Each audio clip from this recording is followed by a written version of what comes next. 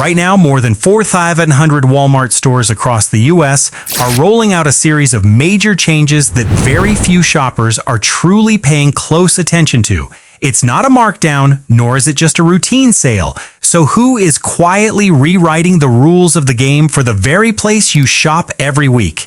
You'd be awesome if you subscribed and liked this video.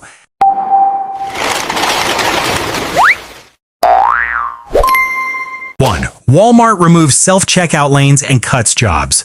Remember the initial excitement of scanning your own barcodes without having to wait for a cashier? A few years ago, self-checkout was hyped as the ultimate solution to every weekend checkout nightmare. But retail loss, what the industry calls shrinkage, has hit record highs in these automated lanes, and Walmart can no longer just sit by and watch its profits get eroded.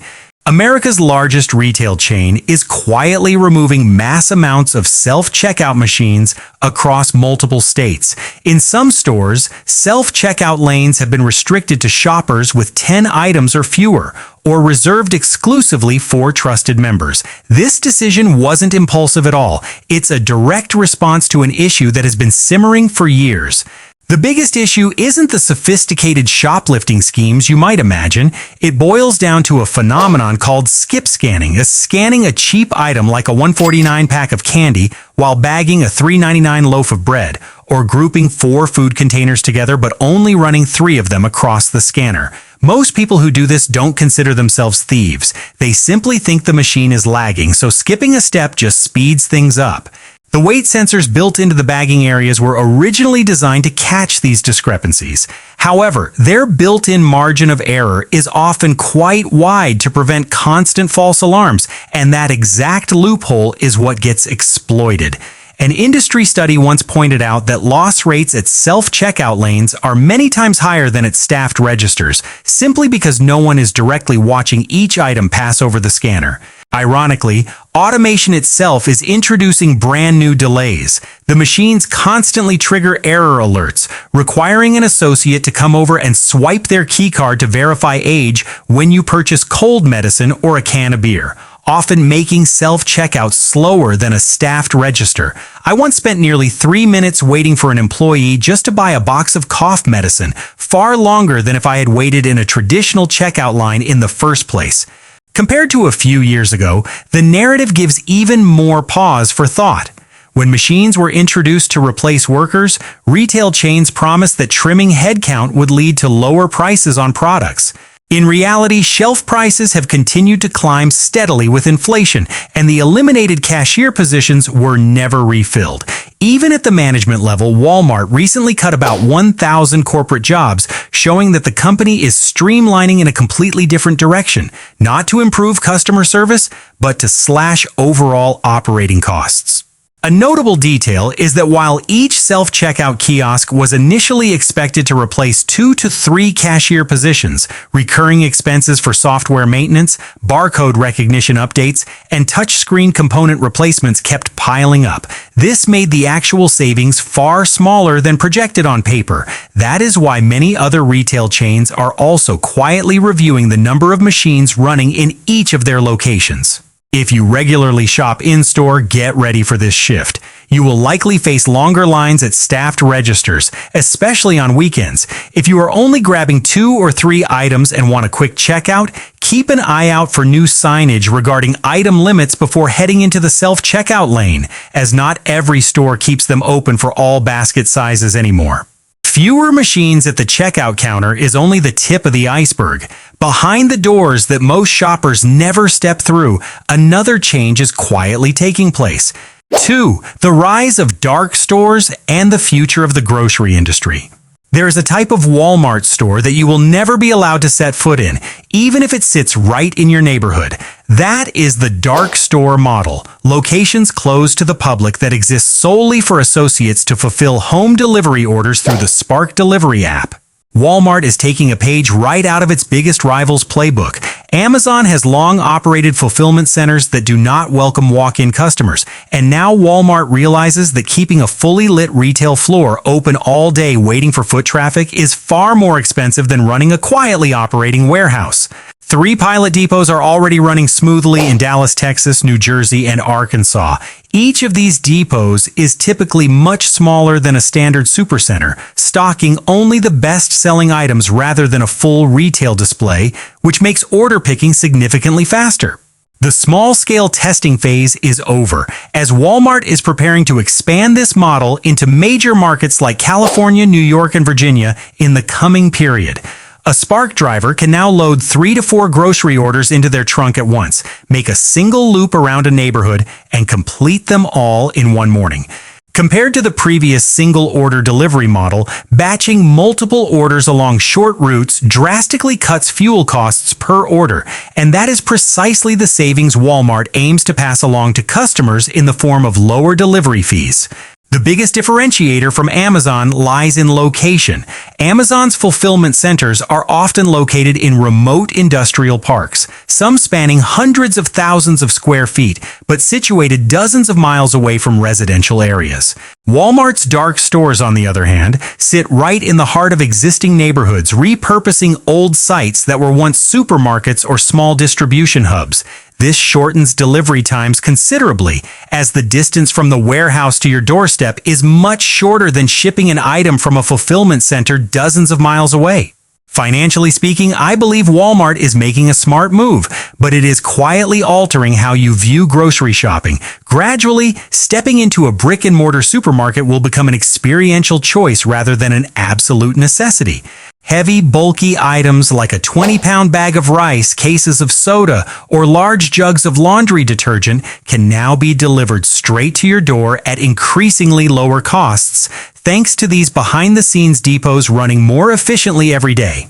If you have seniors at home who struggle with heavy lifting, this shift is clearly a win for you. Not having to haul a 20-pound bag of rice from the shopping cart into the trunk and then from the trunk into the kitchen makes a world of difference for anyone dealing with back or knee issues. But if you are the type of shopper who prefers to handpick every single item, this model also means there will be fewer physical stores nearby for you to walk in and inspect products in person. The real question isn't what Walmart is doing, but why they have to do it right now. The answer lies in a cost equation that very few people have ever considered. 3. The economic drivers behind cutting operational costs.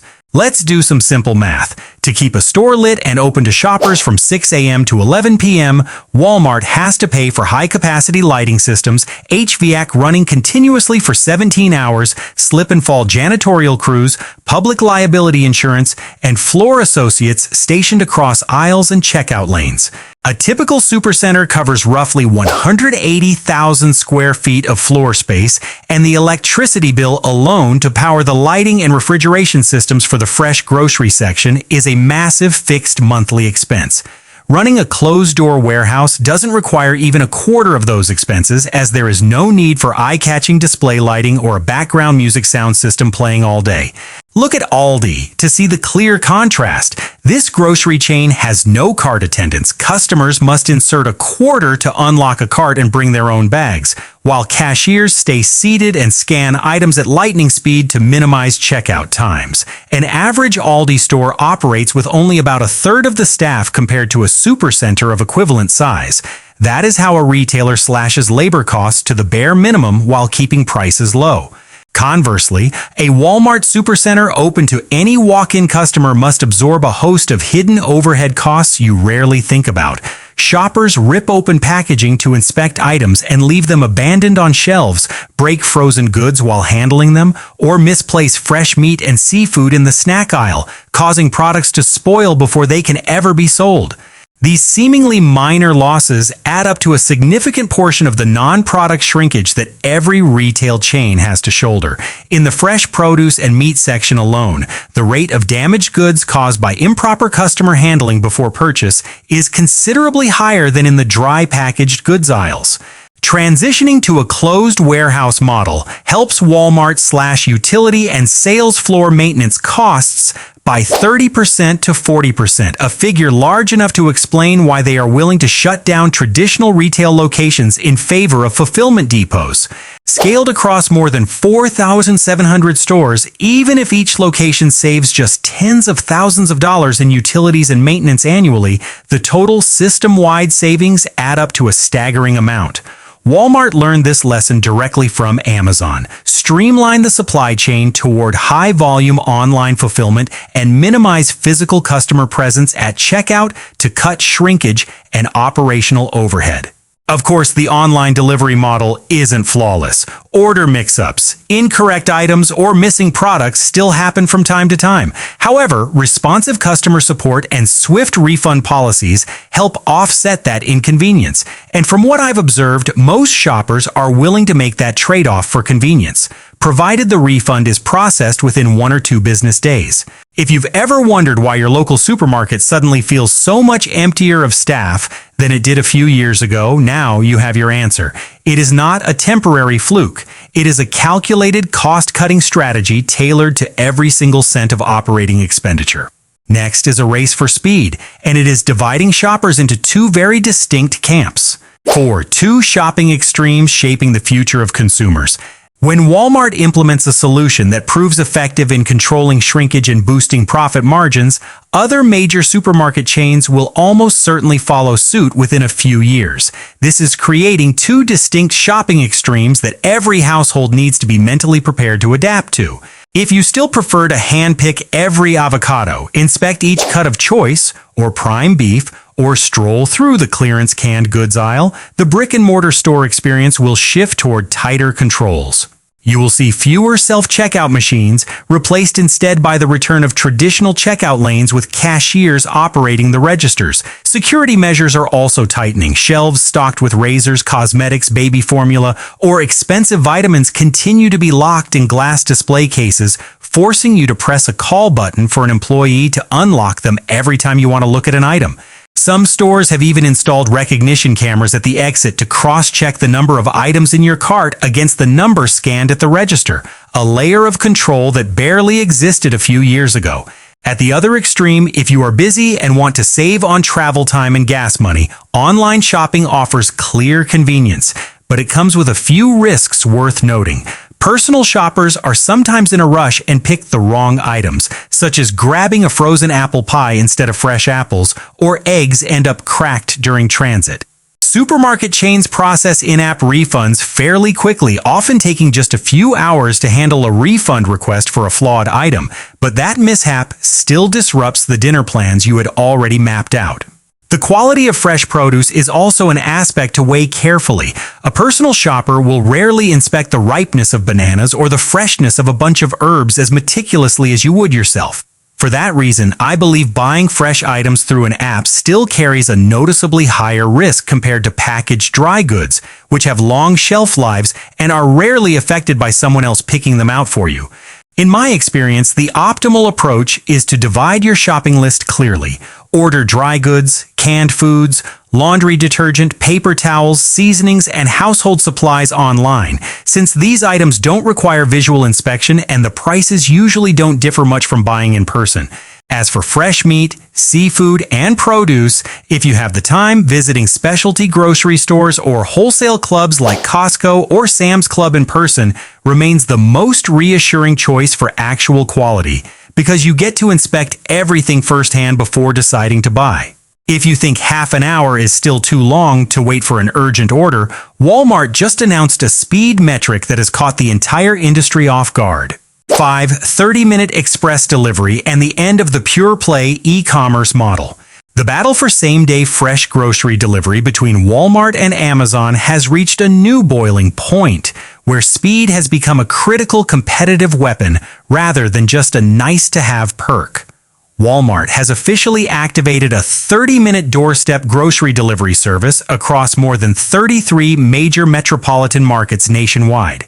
At the same time, the retail giant announced the closure of its experimental pickup and delivery only locations, a model that had been operating for the past decade in places like Bentonville and Lincolnwood. This signals that Walmart is abandoning its old approach in favor of a completely different strategy, maximizing what it already has instead of building new standalone facilities.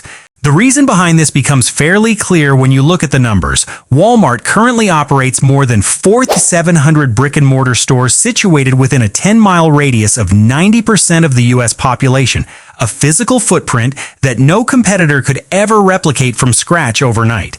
Instead of maintaining separate e-commerce warehouses, which are costly and inefficient, since each standalone fulfillment hub requires dedicated construction, operating, and maintenance overhead without benefiting from in-store foot traffic to offset fixed costs, Walmart chose to turn its existing supercenters into omni-channel fulfillment hubs. This leverages the massive physical network built over decades, serving in-person shoppers while simultaneously picking and packing delivery orders. On the flip side, every shift comes with trade-offs. Customers looking to use the 30-minute express delivery must pay an extra service fee or are required to subscribe to a Walmart Plus membership, which carries a non-negligible annual price tag.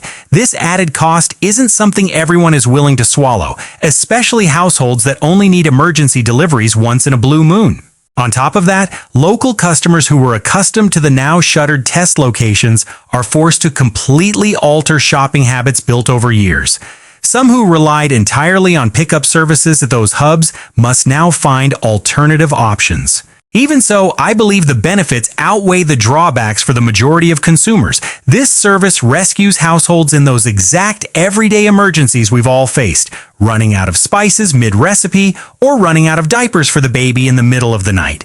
Shoppers don't have to waste money on gas, spend time driving, or circle the lot for parking, yet still receive fresh groceries delivered in half an hour, faster than the time it takes to drive to the nearest store yourself during rush hour. If you live in one of the 33 rollout markets, this service is worth trying at least once so you can judge for yourself whether it justifies the extra fee.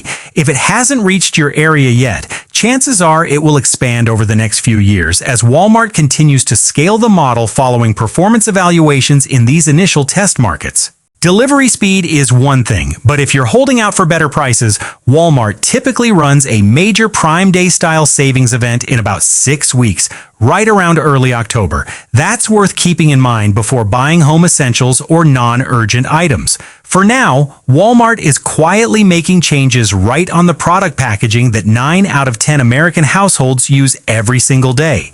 6. The Great Value Private Label Overhaul.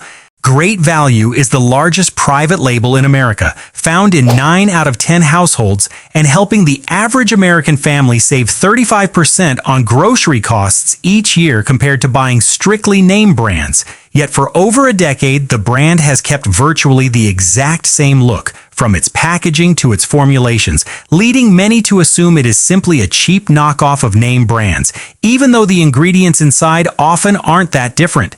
Now Walmart is announcing an unprecedented large-scale overhaul. Nearly 10,000 products carrying the Great Value label will receive redesigned packaging, from cereal boxes and pasta packages to sauce bottles and cookie containers. Along with this is a pledge to remove synthetic dyes, artificial preservatives, artificial sweeteners, and high-fructose corn syrup from their entire private label food supply chain, a commitment that only premium brands dared to make in the past. The reason behind this decision isn't hard to guess. Walmart wants to get ahead of the widespread clean eating trend while shattering the long-standing stereotype that low prices equate to poor quality and excessive chemicals. If you've ever compared a box of Great Value pasta priced at $1.24 with the same type of pasta from a familiar brand priced at $2.98, you understand why 9 out of 10 families choose store brands. Walmart knows that if the formulation is cleaner while keeping that same price gap, they will also retain higher income shoppers, those who were previously hesitant to buy private labels but are now turning to Walmart to trim their spending amid soaring prices.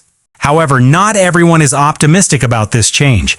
Many consumers suspect that the costs of upgrading to cleaner production lines will be quietly baked into shelf prices, eroding the rock-bottom price advantage that was the primary reason Great Value was chosen by 9 out of 10 families in the first place. This concern isn't unfounded, as eliminating artificial preservatives often translates to shorter shelf lives, demanding faster inventory turnover, and natural ingredients typically cost 10% to 20% more than their synthetic counterparts depending on the product type.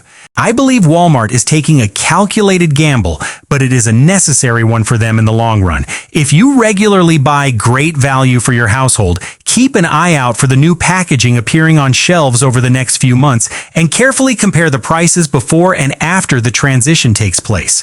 If the prices remain unchanged while the recipes get cleaner, this is clearly a win for consumers, and you should continue prioritizing this brand during your grocery runs. But if prices quietly creep up beyond general market inflation, you certainly have every right to reconsider your choices and try comparing them with other rising store brands. As you can see, you don't need to wait for Walmart to make further announcements. Just understand the new rules of the game. Those who handle more of the work themselves will get priority in both pricing and speed.